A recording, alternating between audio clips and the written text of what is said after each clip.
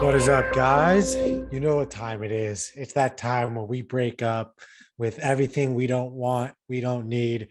And I'm going to ask the question we know the answer to. Nolan, how you doing today? I love Nolan, life, and I'm enthusiastic about the future of humanity. there we Thank go. Satoshi. Thank God. Thank whoever you need to thank. Things are looking great. Speaking of God, speaking of who you're going to thank, we know in the Bible there is this idea of the four horsemen of the apocalypse. So today, in order to underline that we're an inflection point, a change point, I'm going to talk about the four horsemen of hyperbitcoinization because they showed their head today. So they've reared their head. And the feedback loop that will feed hyperbitcoinization is actually pretty apparent today. And we're going to talk about it. We're going to compare and contrast all that's going on in the world that goes into making dollars with the world that goes into making Bitcoin and see if the era of hyperbitcoinization is just over the corner. I think it is. I was actually inspired by this whole piece today by Kamala Harris. She really did a poetic and gorgeous and beautiful. You have to see it because it will touch you inside your heart because she was able to really capture the beauty of what she called the passage of time. And it will go down as one of the greatest, I think anyway, poems. It's poetic. It's poetic. She talked about the passage of time. And it made me think about one of the big crises we have going on right now. And this four horsemen of the hyper Bitcoinization change are really based on these crises coming all at once. The first here is political. With that speech, it sort of reminded us a little bit, I was at Satoshi Roundtable before, so when she spoke about the passage of time, it reminded me in 2020 of Satoshi Roundtable when William Shatner, Captain Kirk was there. And Captain Kirk said, I've had all these writers that worked on scripts, and I was always asking them, I was always curious. I would say, I get space, I get it, and time, I get it. But this word that I have to read all the time, space, time, I don't get it. Help me, help me. And then he said, I think the same of Bitcoin. So all of you people here who know about Bitcoin, teach me. I need to know. So I gave him a lesson, not unlike this one today, not unlike what we're about to get today, because I got to meet him after that and talk to him. He grew up not far from where I grew up. So he's actually a Montrealer, believe it or not. And there's an amazing myth at the university in Montreal called McGill. And there's a place where there's the student union and bars, you can party there.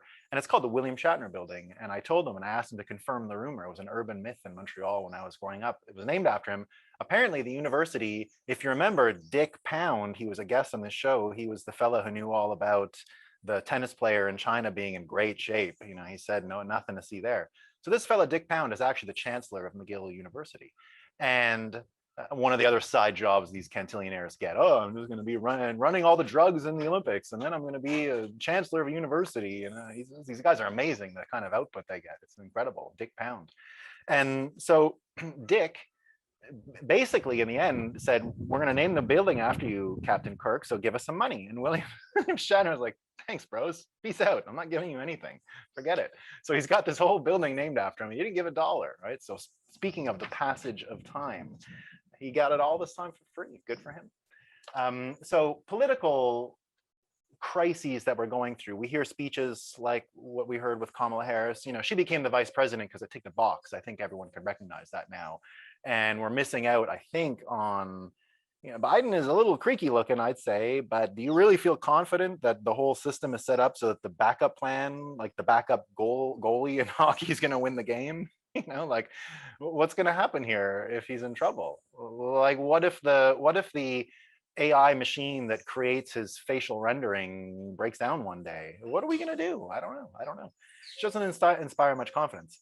Speaking of Biden, though, he did also mention that times have shifted, right? He said there's a new world order and America needs to lead it, right? What does that mean? Well, it probably just means what it means. I think a lot of people use that word, like we've heard the Great Reset said a few times by Trudeau and a few other world leaders. I think they're really just unoriginal. That's where I see it. I can agree there's so much we can't see that belongs to the occult or even some form of mysticism. there's a lot that doesn't meet the eye, but Joe Biden being in charge of running, hinting at, playing some form of, leading the audience or persuasion that New World Order is coming doesn't really do it for me.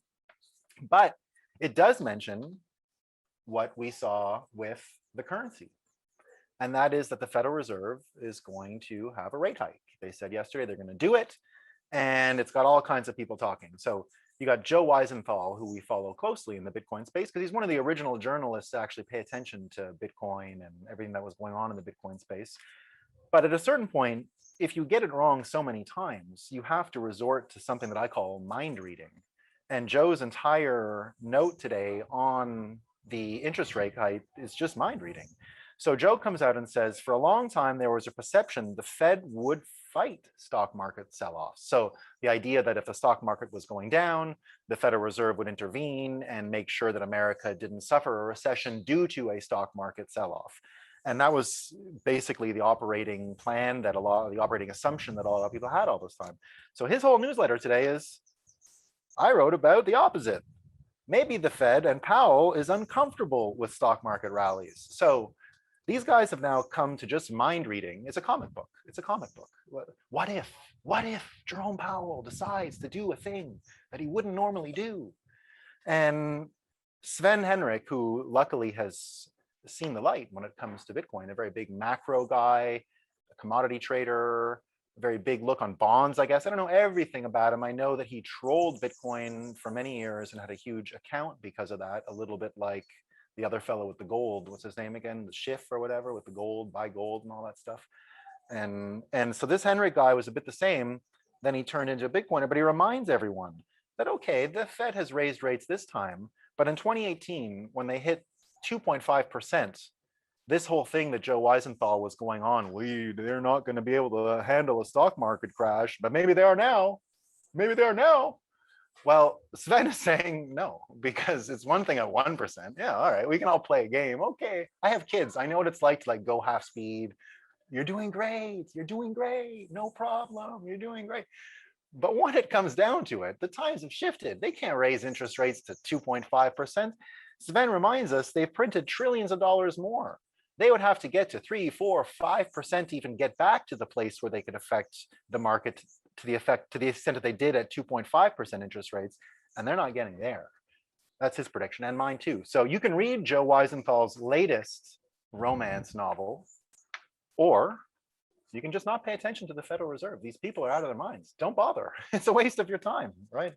We talk a lot about breaking up with things. One thing you can break up with is Fed updates. What are they gonna do, right? Cut that out of your life. You don't need it. The next piece here is, so we have a crisis, a political crisis. We have a crisis in currency because we have the inflation now, the measurable inflation, and no way to really rein it in from a policy perspective. There's other ways, but from a pure interest rate policy perspective, it ain't happening, right? It ain't happening. The next one is economic. And this one I have New York Times, ? Because Nicole Hannah-Jones, who got I don't know, she won like a Pulitzer or something. She did that 1619 project the New York Times pumped as American history. And it turns out she has a problem with tipping, by the way. So she said tipping comes from slavery, right? It comes from slavery. And she said that yesterday on Twitter. She says, tipping is a legacy of slavery and it's not optional. Then it shouldn't be a tip, but simply included in the bill. Have you ever stopped to think why we tip? Like why tipping is a practice in the US and almost nowhere else? And she goes on to explain that it's a tipping of a legacy of slavery. Well, of course, everyone jumps in. It's not only American, all kinds of countries tip. It's not nothing to do with just America. Yeah, Americans are the most generous, I guess. They tip a lot. But they also mention in the replies that Shakespeare wrote about tipping in a bunch of his plays, right? In like Twelfth Night, they call it a gratility. So I guess it was the word before gratuity. So this goes way, way back. So as if the New York Times didn't even have, sort of zero credibility for associating with people like this. Just yesterday, they have now resorted to changing articles that were written years ago in case they get looked at again. And I'll give you the example. And by changing, I don't even mean change the words or anything. I mean change the packaging. So there's all this stuff about, are you a Putin apologist, or do you hate Ukraine? If anyone has an opinion now on Russia and Ukraine that isn't the actual orthodoxy that everyone has to repeat, then you're a Russian sympathizer and all these other things. So that's sort of in the current. I'm not saying if it's true or not. I'm just saying what people are starting to observe and comment on. And it turns out that a lot of people, because they were getting involved in this debate about how much is appropriate criticism for the Ukrainian guy in the green screen and walking in front of a green screen and banning of political parties over there and in Ukraine and all this stuff. And so the New York Times had an article from 2018 where it said in Ukraine, the title was, "In Ukraine, corruption is now undermining the military." And it was a whole series of stories about how corruption in their government and their military was a huge, huge problem. Now, within the debate, within the context of the current debate between Russia, Ukraine, and the potential misgivings, problems, misbehaviors of the Ukrainian side, people started citing this New York Times article because it's sort of against what some of the more recent New York Times articles have been regarding Ukraine and the Russia conflict, good and bad. And so in the end, this New York Times article was getting shared so much as defense of the argument that Ukraine is maybe not good, that they started labeling the years in which the article was printed. So it was being used currently. It went viral the past couple of days, but it was an article from 2018. In two instances now, on the actual picture, they changed and highlighted a 2018. They changed the metadata on the story so that when it was shared, it would come out displaying 2018. It would come up in search engines in 2018 more obviously. And then again in the actual title. Now, is this all wrong? I don't think so. I think if information has changed from 2018, something goes viral again, maybe out of context, we don't know. But when it comes to the New York Times, we can't tell anymore, right? They published a letter. It used to be 50 national security advisors that said the Hunter Biden laptop was disinformation, but now we know that the letter was actually just 50 liars. So they did us a favor by signing this letter all those months ago, because now we have a list. When we say drain the swamp and all that stuff Trump used to go on, well, then we have a list. We know who they are. We know who the actual people who will lie in public are. We have a list of 50 names of people willing to lie in public. And we know a lot more about them now. So that's good news, right? But we can't really trust the New York Times to tell the difference between that stuff. So we can't even tell the difference. We can't even trust them to be clear, let's say, or to not influence when things were written in order to affect current debates today. So kind of a weird situation. The final one that I have here is this financial crisis. So the four horsemen of the hyper-Bitcoinization change are the political crisis, the currency crisis, the economic crisis. By economic crisis here, what I mean is the economic incentives behind a news organization are lost. The very running of a business in this world that is about eyeballs and attention and news is so conflicted and not necessarily interested in giving you the right amount of information. It's interested in the right amount of viewers, the right amount of audience, and the right amount of buzz. But the other part, the right amount of information to the reader, like you would anticipate from newspapers maybe a long time ago, but maybe it was wrong then too, right? Maybe that's not what was ever going on. So here we are. Now this final one, financial crisis, this one's really interesting because everyone's talking about it today. And it's this Luna thing with a blockchain called Terra. So this blockchain called Terra with its native coin Luna is about to buy $10 billion worth of Bitcoin. Now, I must put a disclosure. I do not hold Luna. I do not deal with the stable coin, although I've seen it before. I helped them launch in 2018 from an event point of view. When Do Kwon, the guy running this thing, was launching it, I was running a crypto event for CoinDesk in Singapore in September 2018. And I knew some of the backers from Korea because, as I mentioned on this show before, I have a lot of Korean connections and I think about Korea all the time. And I helped set up CoinDesk Korea there and a few other things. I live there. I can speak a language a little, blah, blah, blah. I'm into Korea. So I helped them launch, just from a publicity point of view, good stage, good place to be, good place to get some attention. Singapore brought it down, but was very curious about what they were doing with the Korean won stablecoin, because we know there's US dollar stablecoins, but at the time they were the first to come up with not a US dollar and a stablecoin. And because of my time in Korea trading Forex, basically, because I was earning Korean, I got used to the ropes of all that stuff and thought it was really interesting. And what I end up seeing when I look at this is, so the disclosure, and this is also not financial advice, so you'll never get financial advice in this show. This show is a relationship show, so never take advice, financial advice from me. I don't know what I'm doing when it comes to that stuff, right? So don't hold the coins. This is a relationship show, but I want to talk about one thing that's happening around it, which is we're basically seeing from this instance. So I put in this piece of gasoline here, in this gas tank, I put Korean won. As we mentioned on the show before, Korea has been manipulating its currency for quite a while and isn't necessarily that interested in the US dollar or the Korean won, or not interested in the Korean won in the same way that a patriotic American might be with the US dollar. They're kind of okay with experimenting, changing things up. They have a culture. They don't need this money thing to identify with Korean culture. Korean culture is a lot bigger and more important and impressive and rich than just money on a bill. And it's already in its own way at inflated numbers, because I know just your basic hamburger and fries are $10. Over there is like 10,000 won, right? So they've already got too many zeros there, and this inflation happened years ago. But here's what's really interesting, is that it basically is a long-term bet and speculative attack on both the Korean won and the US dollar. This is more or less the George Soros move all over again. But there's one caveat.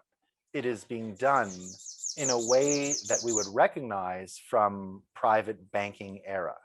So in the private banking era, you needed actual reserves. You didn't have a reserve backer like the Federal Reserve. You needed actual saving. You needed money in a box somewhere to have confidence.